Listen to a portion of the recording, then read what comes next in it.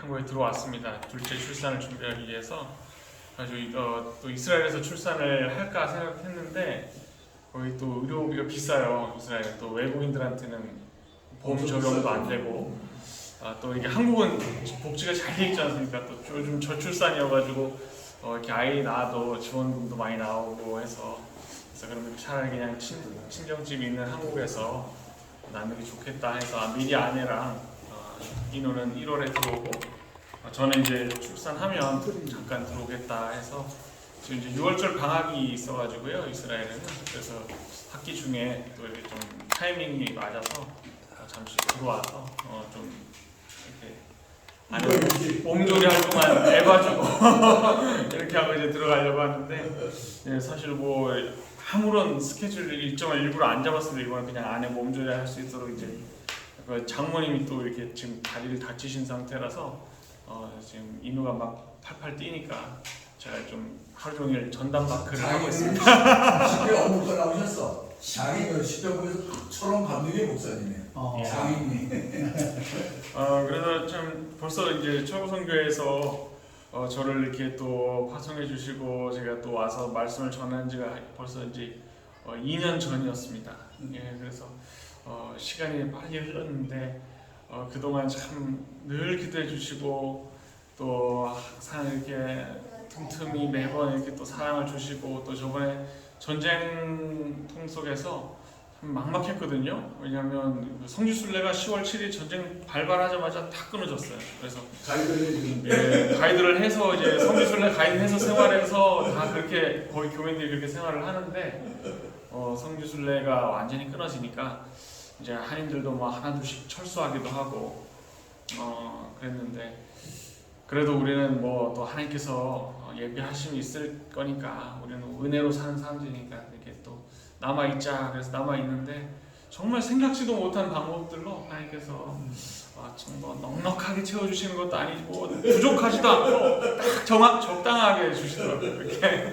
예, 근데 또 그 중에 또 우리 철선교회에서 이렇게 특별 헌금도 보내주시고 그래서 저희 가정이 너무너무 감사하고 또 이제 우리 하나님께서 이렇게 까마귀로 엘리야 먹이시듯이 이렇게 주시는구나 너무 감사해서 또 가정 예배 드릴 때마다 늘 감사기도 드리고 이렇게 그 은혜를 저희가 잊을 수가 없습니다. 이 전쟁이 벌써 이제 6개월이 지났는데 참 이 전쟁을 겪으면서 많은 생각들을 했어요. 지금 어느 때보다 이 심각한 전쟁이었고 정말 이 하마스가 이렇게 일개 무장 단체가 이렇게 공격해 올 줄은 정말 예상할 수도 없었고 유대인들이 1,500명, 1,600명 이렇게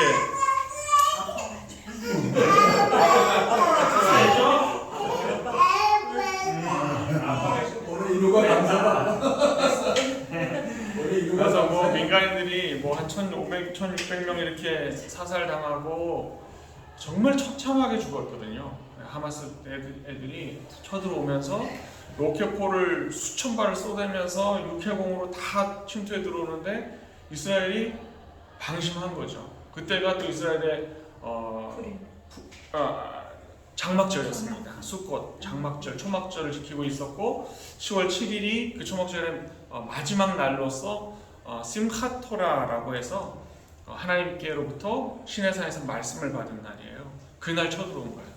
그러니까 다 뭐 군인들도 뭐 필수 병력만 입고 다 집에 가서 휴가 보내고 하는데 그 아침에 새벽에 그냥 때린 거죠. 그런데 정말 많은 사람들이 죽으면서 하나님 정말 이 전쟁에서 어떤 의미가 있습니까? 하나님 뭘 말씀하시려고 합니까? 라는 그런 생각들을 하게 되면서 하나님께서 이 전쟁을 또 영적으로 보게 하시더라고요.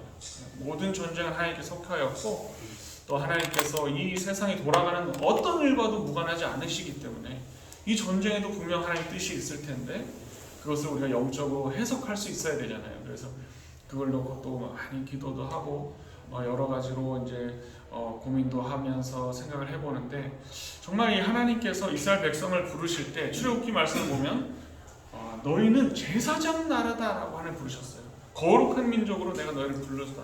나의 거룩한 백성이고 제사장 나라다. 너희는 거룩하라. 내가 거룩하니 너희도 거룩하라. 하나님께서 이스라엘 백성을 선택하시는 것은 결국 제사장 민족으로 하나님의 거룩한 민족으로 선택을 하신 건데 왜 재미없다? 재미없다. 다른가? 다른가? 동력 떨어져? 동력.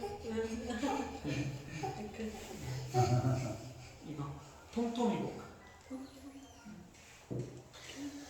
그래서 하나님께서 이스라엘 백성을 선택하신 그 주 목적이 거룩한 민족, 제사장 나라 이 목적이었는데 이 전쟁을 그냥 피해자들의 입장에서 얼마나 불쌍하냐, 얼마나 많은 민간인들이 죽었냐 이 뉴스에 보도되는 거 이면에 이것이 영적으로 어떤 의미가 있느냐를 한번 생각해 보게 됐습니다. 그날 당시 이 하마스 무장단체들이 쳐들어올 때 가장 많은 민간인 피해가 난 것이 바로 가자 바로 위쪽에 있는 해변가에서 노바 축제라고 하는 젊은이들의 축제가 있었어요. 그게 무슨 축제냐면 뉴에이지 페스티벌입니다. 이스라엘에도 이 젊은이들이 요즘 이 종교가 없기 때문에 세속화되어 있는 이 유대인 젊은이들이 굉장히 공허합니다. 영적으로 공허하고 또 이 유대교라는 종교 자체가 민족 이 백성들에게 별로 인기가 없거든요. 그러니까 종교인들만 자기들끼리만 모여서 그렇게 유대교를 지키지 일반 유대인들은 관심이 없습니다. 그러니까 젊은이들이 굉장히 영적으로 피폐해지고 공허한 상태에서 이스라엘의 요즘 젊은이들이 마약도 많이 하고요. 그리고 이스라엘이 지금 동성애가 굉장히 많이 들어와 있어요. 우리나라와 이스라엘은 동성애 금지 국가입니다. 아직 합법화되지 않은 두 나라인데 이 이스라엘도 동성애가 불법임에도 불구하고 굉장히 많은 인원들이 매년 동성애 퍼레이드를 이스라엘에서 하고요. 예루살렘에서 심지어 동성애 퍼레이드를 하고 그리고 동성애자 그 협회에서 이스라엘의 텔아비브 그 수도를 우리 동성애자들의 성지로 센터로 세우자 이렇게 지금 결의가 됐어요. 그래서 원래 동성애자들의 수도가 저 미국의 샌프란시스코였습니다. 근데 이제 샌프란시스코에서 이제 텔아비브로 수도를 옮기자라고 결정이 됐대요. 그래서 이 동성애자들이 너무 많이 들어와 있어요, 이스라엘에. 그런데 이 노바 축제가 바로 그런 모든 정말 하나님께서 가증히 여기시는 모든 것들의 집합체입니다. 이 노바 축제가 그 안에서 뉴에이지 페스티벌도 하고요, 마약도 하고요, 동성애도 하고 또 이 젊은이들이 모여가지고 그냥 무분별한 성행위를 하면서 아주 그냥 음란하게 노는 그 파티예요. 근데 거기에 하마스 무장 단체들이 육해공으로 낙하산 타고 들어오고 해변가에 가자지구 바로 인접해 있기 때문에 그날 아침에 거기에 가장 많이 들어간 거예요. 거기 보니까 거기 그 노바 축제 현장을 인터넷으로 검색해 보시면 나옵니다. 노바 축제가요, 우리가 단순히 생각하는 뭐 어떤 클럽에서 춤추는 그런 단순한 파티를 벌이는 게 아니라요. 노바 축제 그 무대를 인터넷에 보면 사진 많이 나오는데 그 무대를 어떻게 데코레이션 하냐면요, 무대 위에 거대한 기괴한 괴물 형상을 올려놓습니다. 꼭 우리나라 그 붉은 악마 같은 거 있죠. 그런 아주 막 불교의 징그러운 그런 흉물스러운 괴물이 그 무대 위에 이렇게 데코레이션이 되어 있습니다. 그러면서 그 음악이 막 나오는데 우리가 클럽에서 듣는 그런 신나는 그런 단순한 음악이 아니라 굉장히 어떤 몽환적이고 좀 들었을 때 좀 기분이 안 좋은 섬뜩한 느낌의 그런 그 음악들이 막 흘러나오면서 화려한 막 불빛 속에서 남녀가 막 춤을 추는데 옷을 벗고 춤을 추는 남녀가 많습니다.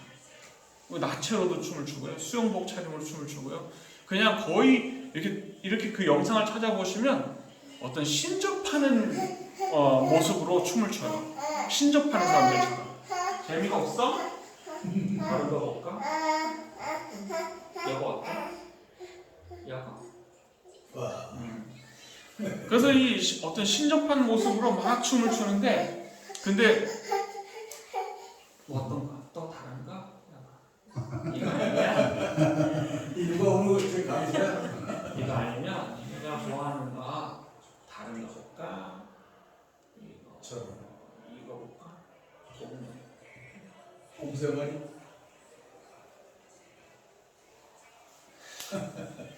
그래서 그 현장에 우리가 언론에서 보도되는 거 이면에 있는 그 현장에서 그 날이 어떤 날입니까? 바로 장막절이 끝나고 하나님의 말씀을 받는, 시내산에서 하나님의 율법을 받는 심카토라의 그 날에, 하나님의 말씀을 받는 그 거룩한 날에 그 젊은이들이 거기서 난잡한 성행위와 난잡한 신접하는 춤을 추면서 그 춤을 췄는데, 이번 노바 축제의 그 단상 위에 올려져 있던 괴물은 누구의 형상으로 했냐면 시바의 시바상을 세웠습니다. 시바상. 여러 우상들이 있잖아요. 근데 그 인도에 이런 여러 그런 신들을 가져와요. 그래서 그 인도의 시바상을 갖다 놓고 그 앞에서 막 춤추면서 절하면서 막 이렇게 파티를, 광란의 파티를 하는 그 현장이었다는 것입니다. 그 당시 이스라엘은 또 전쟁이 터질 때 어떤 상황이 있냐면 정말 좌우로 나뉘고 보수와 진보, 또 종교인들과 세속인들과 또 저기 아시케나즘 유대인들과 중동에서 온 유대인들과 모든 이 유대 민족 안에 사분오열돼 있었거든요. 정치적으로 아주 그냥 무질서한 상태에서 국회는 마비돼 있고 서로 그냥 삿대질하고 사분오열돼 있는 그 국제 상황 속에서, 정치적인 상황 속에서 또한 젊은이들은 그렇게 영적으로 아주 타락한 그런 모습 속에서 그들이 이 하마스에게 비록 많은 피해자가 나온 것을 우리가 너무나 가슴 아파하고 공감하지만서도 우리가 그것을 영적으로 볼 때에 이것이 결코 하나님과 무관하지 않은 사건이었음을 우리가 보게 되는 겁니다. 하나님께서 이스라엘 백성이 단결하지 못하고 단합하지 못할 때에 하나님께서 이 민족을 치셨다라는 것이 제2성전의 파괴의 원인이었다고 이들이 고백을 하고 있습니다. 자, 그런데 이 이스라엘 민족이 다시금 단합되지 못하고, 핑크뻥 떨어졌어요. 단합되지 못하고 하나 되지 못하고 다 쪼개져 가지고 서로 싸우고 있을 때 하나님께서 다시 이스라엘 백성을 치시고 그리고 다시금 경고하시는 그 성경에 나타난 그 하나님의 그 심판의 모습을 이번 전쟁을 통해서 다시 한번 생각해 보게 되는 거죠. 물론 제가 이것을 그 피해자들한테 가가지고 하나님 심판하셨다, 이거는 지혜롭지 못한 모습이죠. 정말 그 가족들과 그 군인들, 희생당한 군인들의 가족들을 우리가 위로하고, 또 그 한인 교민들이 엄청 그 자원봉사를 많이 했어요. 또 저를 포함해서 가서 봉사단체에서 구호 물품 보내고, 또 뭐 저희 사비로 막 물품 사가지고, 전쟁이 터지니까 갑자기 그 물자를 조달을 못하는 거예요, 정부에서. 그러니까 막 식료품 사가지고, 슈퍼마다 막 식료품 사가지고 군대 거기 예비군 가는데 다 보내고, 버스에 실어 보내고, 정말 눈물겨운 그런 현장이었습니다. 그러면서도 우리가 영적으로 이것을 볼 때에 하나님께서는 이 백성을 거룩한 민족으로 정말 제사장 나라로 세우셨고, 또 이 민족이 하나 되기를 원하시고, 또 하나님께서 이 예수님의 재림과 맞물려서 이 민족의 구원을 하나님께서 계획하고 계신데, 이 유대인의 구원은 사실 예수님의 재림과 아주 밀접한 관계가 있지 않습니까? 예수님의 말씀 속에서도 우리가 알 수 있지만 사도 바울의 말씀 속에서도 그 온 이스라엘이 구원을 받으리라라는 그 사도 바울의 말씀에서 사도 바울이 이미 그 미래를 내다보고 빨리 이방인 선교로 앞장서서 가서 이방인을 통해서 다시금 시기나게 하여 이스라엘을 구원하게 하려는 그 하나님의 그 큰 그림을 사도 바울이 본 것이죠. 그래서 하나님께서 이번 전쟁을 통해서 느끼는 거는 하나님이 급하시구나, 우리 하나님 마음이 급하시구나. 그러니까 이거 지금 엉뚱한 길로 가고 있는 거예요. 지금 거룩한 제사장 나라로 뽑아놨는데 그렇게 살지 못하고 있고, 완전 타락의 길로 가고 있지. 나라는 사분오열돼가지고 하나 되지 못하고 있지. 제2성전이 왜 파괴됐는데, 너희들이 그렇게 서로 분열되고 해서 파괴되었는데 아직도 너희들이 찢어져가지고 서로 삿대질하고, 그 안타까운 심정으로 하나님께서 다시금 이방 나라, 이방 족속을 통해서 이스라엘을 치시는 그 과거의 그 구약 시대 때의 그 역사가 다시금 되풀이되면서 하나님의 경고의 음성을 우리가 받아야 되는구나 라는 그런 깨달음을 또 이 전쟁을 겪으면서 얻게 됩니다. 그러면서 더 나아가서 우리 한국 교회가 사실 한국에 우리 하나님께 부름을 받았고 우리 한국 교회에 하나님께서 사명을 주셨다고 저는 믿고 또 그 사명 중에 가장 중요한 사명은 우리가 물론 남북 통일도 있지만 또 한국이 대한민국 교회가 이스라엘을 복음화하는 데에 앞장서는 교회가 된다라는 그 비전을 저도 가지고 있고 또 그 일을 위해서 우리 한국 교회가 더 이 교회가 잘 돼야 되지 않습니까? 그럼 교회가 잘 되려면 우리 나라가 잘 돼야 되는데 우리 나라 걱정이 또 되는 겁니다. 그래가지고 요즘 너무 우리 나라가 이 해외에 살면은 외국 살면 애국자가 된다고 자꾸 국제 정세를 보게 되니까 외국 나가 보니까 국제 정세가 이렇게 흘러가고 있는데 지금 미국과 중국이 지금 으르렁거리고 있는데 지금 그 사이에서 이렇게 뭐 박쥐처럼 왔다 갔다 할 게 아니라 노선을 분명히 정해가지고 우리나라가 잘 살 수 있는 방향으로 가야 되고 우리나라가 결국은 반도체와 이런 4차 산업에 뛰어들어야 되는데 거기에서 나가려면 우리가 미국과 노선을 같이 하고 자유민주주의 체계를 수호하고 이런 쪽으로 가야 되는데 자꾸 요즘 우리는 제 마음에 안타까움이 있는 거예요. 그래서 자꾸 이 이상한 범죄자들, 사기 집단들이 올라와가지고 이렇게 국민들을 현혹하고 이런 모습들이 참 안타까워서 이거 한국 교회가 잘 되려면 우리 나라가 먼저 잘 돼야 되고 나라가 잘 돼야 교회가 잘 되고 그래야 선교사들이 파송이 되고 이런 것들이 낙수 효과가 일어나는데 그런 것들이 또 안타까워서 이번에 온 김에 또 투표도 하고 가려고 한 표가 귀한데 투표하고 제 아내보고도 여보 뭐 수술했지만 투표는 금방 하고 오면 되니까 애 낳았지만 그래서 그렇게 하려고 또 생각을 하면서 정말 우리 하나님께서 역사 속에서 일하고 계시고 하나님이 뭐 팔짱 끼고 뭐 그냥 니들이 알아서 해라가 아니잖아요. 하나님이 구체적인 역사적인 정황 속에서 하나님 일하고 계시고 한 사건 한 사건이 하나님과 무관하지 않은 사건임을 우리가 알고 있기 때문에 이번 이스라엘 전쟁도 전혀 하나님과 무관한 그런 사건이 아니라 하나님의 그 거시적인 역사적인 그 하나님의 섭리 속에서 일어난 전쟁이고 또 이것을 우리가 영적으로 볼 때에 우리가 정신을 차리고 우리가 어떻게 나아가야 되는구나, 우리 한국 교회는 어떻게 나가야 되는구나 그런 것들을 또 고민하게 됐습니다. 그러면서 그 전쟁이 터졌는데 한국 교민들이 많이 철수를 하셨어요. 또 그때도 그렇지만 남아있는 분들, 특히 선교사님들 이런 분들 열심히 그 유대인들 군인들 위로하고 거기 가서 밥 해주고 막 그냥 엄청 열심히 섬겼거든요. 근데 유대인들이 너무 고맙다는 거야. 이번에 전쟁 통해서 안티세미티즘이 더 심해졌잖아요. 전 세계적으로 반유대주의가 더 심해지고 지금 미국에서는 유대인들 머리도 못 들고 다녀요.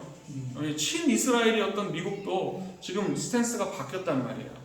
그런데 지금 유럽이나 뭐 다른 데도 다 유대인 하면은 지금 별로 인식이 좋지가 않은데 그게 오랜 역사 동안 유대인들이 미움을 받고 살아온 민족인데 이번 전쟁을 통해서 정말 이스라엘의 편이 누가 이스라엘 편이 되어주는가 그거를 확실히 좀 보여주는 또 계기가 되었다고 생각해요. 그래서 한국 사람들이 너무 이스라엘 사랑하고 있구나. 그래서 저희 이웃들도 이 전쟁 속에서 너희들이 우리와 함께 해줘서 고맙다고, 너희 나라로 안 돌아가고 함께 해줘서 고맙다고. 그래서 이번에 공항에서 나오는데도 한국 나오는데도 그 공항 직원이 야 전쟁인데 너 뭐하러 이스라엘에 남아있었냐고 물어보는 거예요. 공항 직원이. 그래서 제가 뭐하러 남아있었냐 해서 나는 이스라엘 너무 사랑한다. 그래서 이번에 나 뭐 전쟁 났지만 뭐 많이 나도 이렇게 힘 닿는 대로 돕고 뭐 군인들도 지원하고 막 이랬다. 그러니까 이번에 전 세계가 우리를 이렇게 미워하는 상황 속에서 너희 같은 사람들이 있어서 너무 자기가 고맙다고 그래도 희망이 있구나라는 생각을 한다고 그 공항 보안 검색 직원이 저하고 그런 대화를 나눴어요. 그러면서 그래 이게 한국이 결국 이미지가 국가의 이미지가 중요하잖아요. 우리 한국은 우리 이스라엘을 사랑하는 나라구나. 한국 교회는 이스라엘 편이구나. 이런 것들을 통해서 이 사람들의 마음이 열리고 또 기경되어서 마침내 때가 찰 때 이 복음이 들어가게 될 것이다. 저는 또 그렇게 보고 있습니다. 그래서 지금 또 아버지께서 사역하시는 러시아계 메시아닉 유대인 교회들에서 또 협력 사역을 하는데 이 러시아 출신 메시아닉 유대인들이 마음이 많이 열린 사람들이에요. 그래서 한국에 대한 이미지도 기본적으로 러시아 사람들이 아주 좋고요. 한국이 또 잘 사는 나라다, 또 선진국이다 이런 이미지가 있기 때문에 굉장히 한국의 교회를 존중하고 그렇습니다. 그래서 우리가 많이 배워야 된다 그러고 한국 교회로부터 많이 배워야 된다 그러고 그래서 가장 최근에도 한 2주 전, 3주 전에도 그 러시아 메시아닉 유대인 지도자들과 자체적으로 세미나를 했습니다. 그러면서 거기서 또 말씀 나누고 하면서 정말 이 사람들이 결국은 자국민이 전도해야 되는 거거든요. 이방인이 유대인을 전도하는 거는 힘듭니다. 왜냐하면은 니들이 뭘 우리한테 말씀을 가르치냐. 우리가 말씀의 민족인데 성경을 우리가 알아도 더 잘 알았지 이러면서 이방인한테 복음을 받아들인다는 건 사실상 어렵습니다. 그리고 이방인이 그렇게 히브리어를 유대인을 설득하고 전도할 만큼 능통하게 하는 것도 쉽지 않고요. 근데 결국 자국민이 자국민을, 유대인이 유대인을 전도하는 것이 가장 유대인의 선교에 있어서 효율적이고 효과적인 방법이고, 그래서 그 메시아닉 유대인들을 계속해서 우리 한국 교회가 지원하고 그렇게 또 우리가 한국 교회의 좋은 점들, 좋은 프로그램들 이런 것들, 그 제자 훈련부터 시작해서 전혀 없거든요. 메시아닉 유대인들이 그냥 그 신앙만 가지고 있는 거예요. 신앙만 가지고 있지 뭐 그걸 전도를 어떻게 해야 되는지 뭐 이런 신학적인 것들이 전혀 체계가 안 잡혀 있는데, 그런 것들을 이제 한국 교회가 우리가 도울 수 있는 부분들을 돕고, 또 이 사람들이 소수기 때문에, 메시아닉 유대인들이 소수기 때문에 이 사람들이 좀 용기를 가질 수 있도록 계속 한국 교회가 우리는 너희의 든든한 후원자다 이런 것으로 이렇게 함께 협력을 할 때 또 하나님께서 그 만남들을 통해서 역사하시고 또 일하시는 줄 믿습니다. 그래서 짧은 시간 안에 선교보고를 이 정도만 하도록 하겠습니다. 감사합니다. 수고하셨습니다.